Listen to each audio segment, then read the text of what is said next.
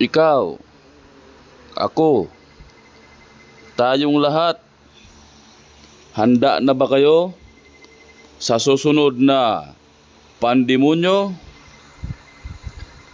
Narito mga tol, isishare ko sa inyo ang mga nangyayari at kaganapan at mga plano ng mga hinayupak ng mga globalistang kabal. Panoorin nyo hanggang dulo ang video na ito dahil napakahalaga po ng mga nilalaman ng video ito.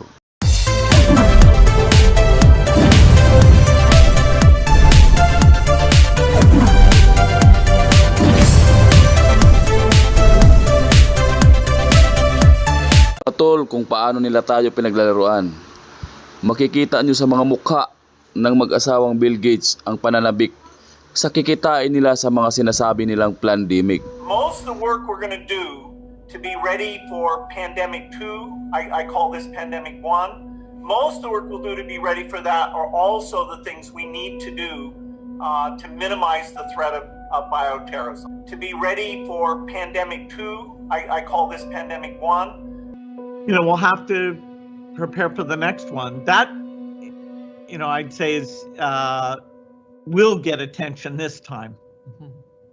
We'll have to prepare for the next one. That, I'd say is will get attention this time.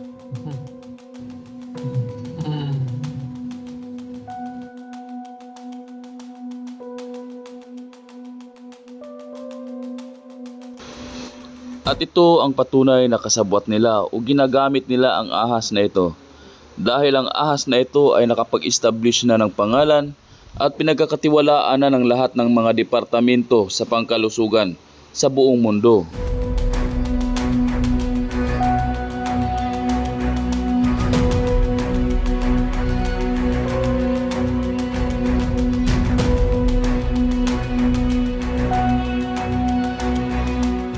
Expliciet werk je al om ons in ieder geval op weg te helpen mocht er een tweede pandemie komen. Maar eigenlijk als ik goed volg wat je al jaren zegt, dan is de kans dat een tweede pandemie komt heel erg groot.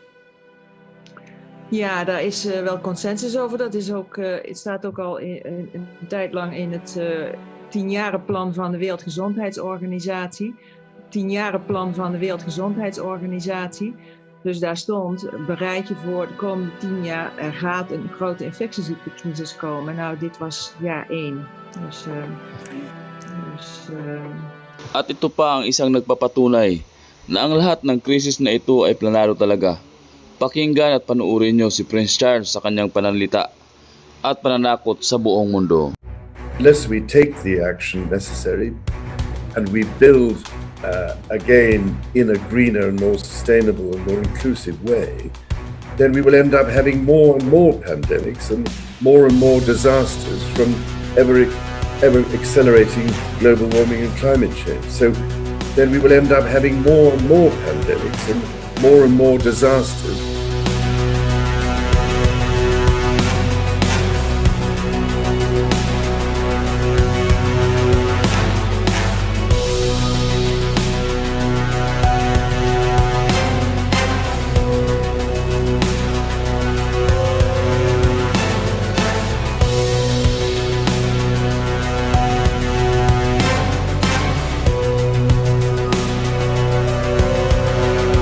Ito ang patunay na hindi pa nag-uumpisa ang outbreak ay nagsibilihan na ng mga test kits kasama na dyan ang ating bansa.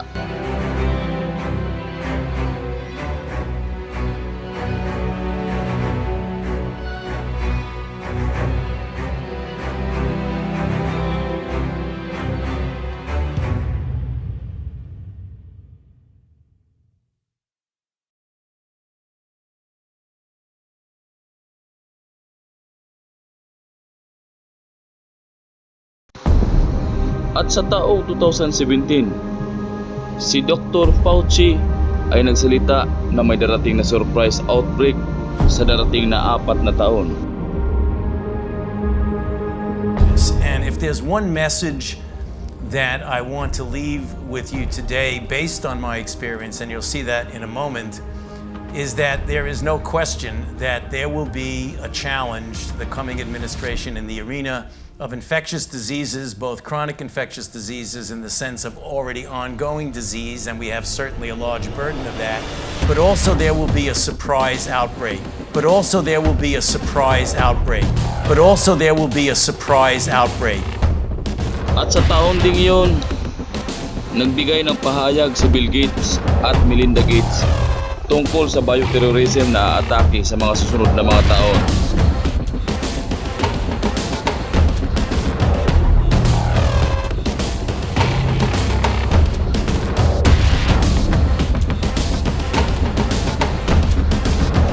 At 6 na buwan bago ang outbreak, ang gobyerno ng Australia ay nag-publish ng guide para sa pandemonyo.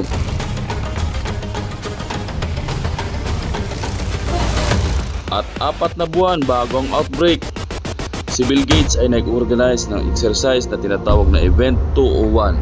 Of what's looking like it will be a severe pandemic. Of what's looking like it will be a severe pandemic. Of what's looking like it will be a severe pandemic. And there are problems emerging that can only be solved by global business and governments working together. Ngunit bago yan, ang Johns Hopkins University ay nag-publish ng futuristic scenario na naglalarawan ng pandemonyo na pinamagatang The Sparse Pandemonyo.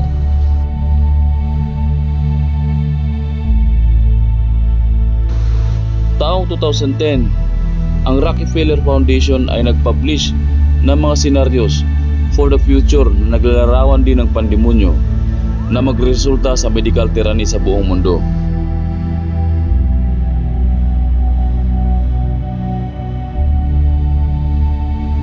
At 5 buwan bago ang outbreak, ang Judas ay nagbigay ng instruction sa lahat ng mga bansa na maghanda na sa paparating na pandemonyo.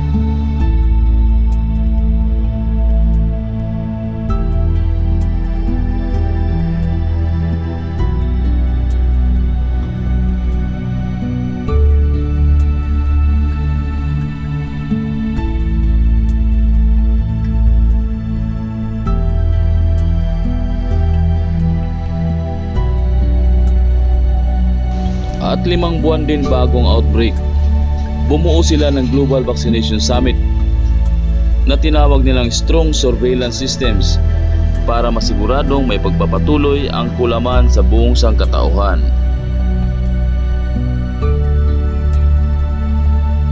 4 na buwan bago ang outbreak, si Dr. Fauci at ang HHS officials ay pinag-usapan kung paano ma-disrupt ang system ng buong mundo para magawa nila natanggapin ng publiko ang experimental mRNA kulam.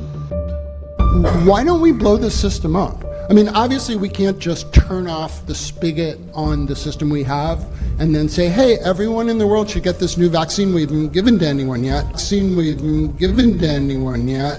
But there must be some way. There might be a need or even an urgent call for an entity of excitement out there that's completely disruptive, an entity of excitement out there that's completely disruptive, that's not beholden to bureaucratic strings and processes. But it is not too crazy to think that an outbreak of a novel avian virus could occur in China somewhere. We could get the RNA sequence from that an outbreak of a novel avian virus could occur in China somewhere. 1 taon bago ang outbreak, isang European virologist ang nagbigay ng kaalaman sa mga global leaders kung paano maihanda ang mga tao sa pandemonyo. Tinuruan niya kung paano gumawa ng pananakot, kasama na dyan ang mga fake dates, numbers, at kung paano manipulahin ang publiko para maturukan. And then you have one opportunity to do it right. I mean, day one is so important. In day one, you start your communication with the press, with the people, and you have to do it right. I mean, you have to go for one voice, one message. You have to be omnipresent that first day or the first days, so that you attract the media attention. You make an agreement with them that you will tell them all, and if they call, you will pick up the phone. When you do that, then you can profit from these early days to get complete carpet coverage of the field, and they're not going to search for alternative voices there, and they're not going to search for alternative voices there. I used there Sir Donaldson's quote, where he said that in the UK, by the peak of the epidemic, 40 people would die per day at the end of the summer. So 62 at that time million people in UK, 40 deaths a day. I worked it out for Belgium. That would be 7 deaths a day at the peak of the epidemic. I used that in the media. 7 Belgian flu deaths per day at the peak of the epidemic would be realistic. That is true in every year, even interpandemically. That is very, very conservative. However, talking about fatalities is important because when you say that, people say, wow, what do you mean? People die because of influenza? And that was a necessary step to take. And then, of course, a couple of days later, you had the first H1N1 death in the country, and the scene was set and it was already talked about. And the scene was set and it was already talked about. And then you had to pick who is going to be vaccinated first. And then, well, women and children first, whatever. I mean, risk groups, they were important.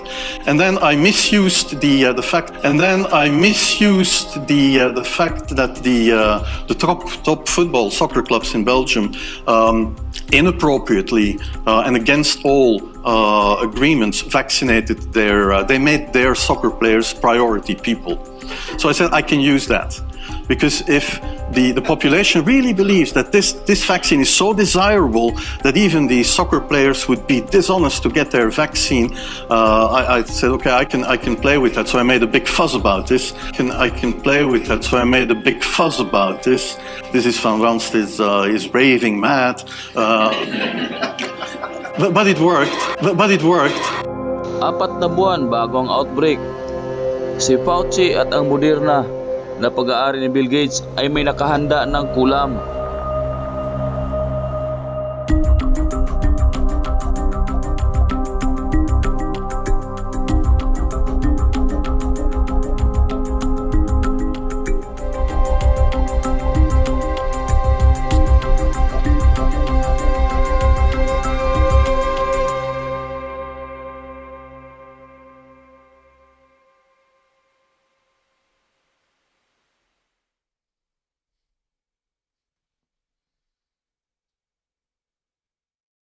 Ngayon, pag-usapan naman natin kung ano ang predictive programming at ano ang koneksyon nito sa pandemonyo. Ang predictive programming ay ang pagkukondisyon ng mga utak ng mga tao para sa mga mangyayari sa darating na mga panahon sa pamamagitan ng entertainment. Tulad ng mga pelikula na siyang nagbibigay ng ideya para matanggap ng tao kung ano ang mangyayari sa hinaharap. Tingnan nyo kung paano nila inihanda ang publiko tungkol sa pandemonyo. What's going on? Just let me think about where to start. Well, he saw something. What is it? I saw a virus. I think some kind of disease. A virus? Like what? Like SARS? I don't know. All I know is that it's highly infectious and it may be fatal. Right now, we could all be infected. We need to make sure that everybody that's inside stays inside. I'm going to get a few deputies on it. We'll call it a lockdown. Lockdown? No. No, you cannot lock the school doors. This is for your family's safety. Maybe we should wear masks. I'm going to swab the inside of your mouth with this little Q-tip. Damn efficient airborne transmission. It causes high fever and respiratory distress. Whatever it is, it originated in China. I'm authorizing a quarantine on everyone who's come in contact with a symptomatic person. This is your virus. I'm sorry, but there's no cure for that.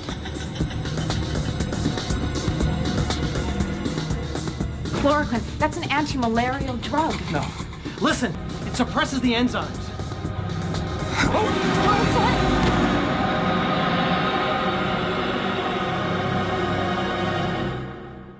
Welcome back, you damn fool. What happened? We started everyone on chloroquine, stopped the thing dead in its tracks. Now,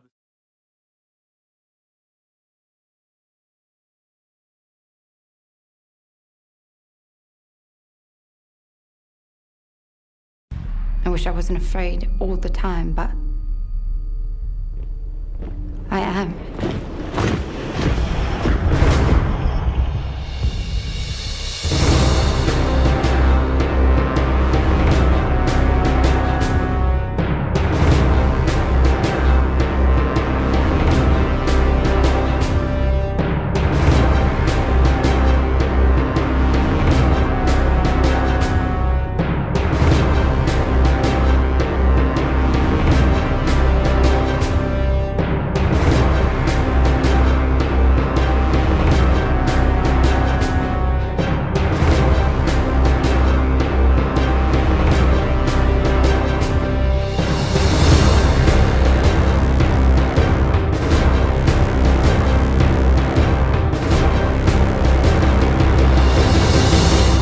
noong 2012 din nang mag-publish ng comic book ang European Union na naglalarawan ng virus na magmumula sa China na siyang magiging dahilan ng medical world tyranny.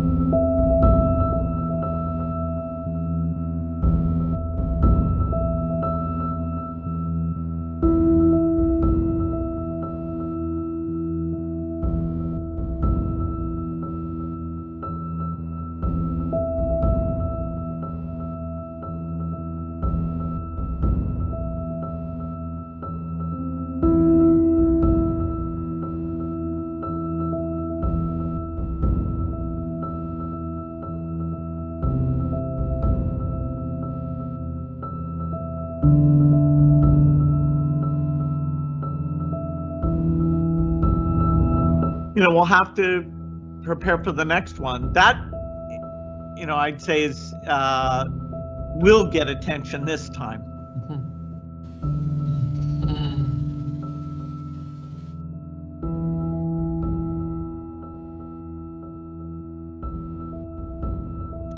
So ayan nga mga tol, sana naintindihan nyo kung ano ang mensahe ko at ng mga freedom warriors na nagbigay sa akin ng mga kwento na pinaghirapan nilang ipunin upang maiparating lang sa inyo ang katotohanan. Na tayo ay kasalukuyang napapasailalim sa malaking katarantaduhan ng mga hangal at mga hayok sa pera at kapangyarihan. Ngayon, isummarize natin ang lahat ng pangyayaring inyong napanood at napakinggan. Ano nga ba ang katotohanan? Totoo bang ang lahat ng ito ay planado? At ang sa kasalukuyan bang mga pangyayari ay tinutupad na nga ba nila ang kanilang mga plano?